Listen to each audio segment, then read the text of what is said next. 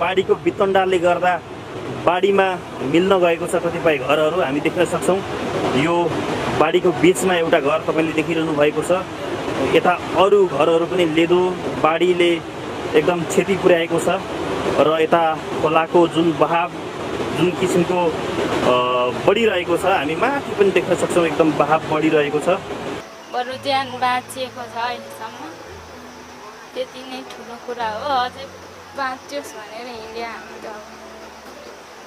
अरूहरू त हिँड्नु नै भएको छैन। अबको जिन्दगी के होला भन्ने चाहिँ छ।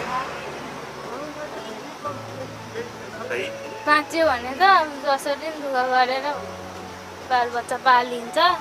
यहाँबाट चाहिँ अझै कतिहरू त हिँड्नै नसक्ने। अब हामी त वस्तु भाउ थिएन, हामी त हिँडौँ। वस्तु भाउ उनीहरू त रोएर बस्नु भएको। वस्तु भाउ छोडेर हिँडौँ, पाप लागिहाल्छ।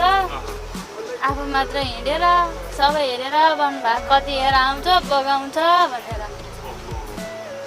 त्यस्तो त्यस्तो हेरेर बस्नु परेको छ। सबै घर आफ्नै अगाडि बगाउँदा पनि छैन। हामी त सुतेकै छैन। बिहान पानी 100 वर्ष माथि हुँदै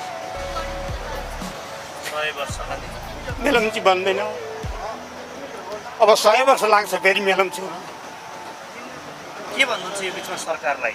अब कसरी हुन्छ हामीलाई घाँसफासको व्यवस्था गरिदिनु पर्यो। ल मलाई खान पुग्ला एक किसिमलाई, ती अरू गरिब परिवार नमरुन्, त्यति मात्रै हो।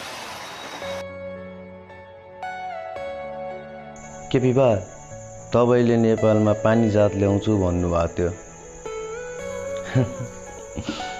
पानी जात त होइन, तर के विवाहले घरलाई नै पानी जहाज बनाइदिनु भयो। बिचरा मेलम्चीको मान्छे।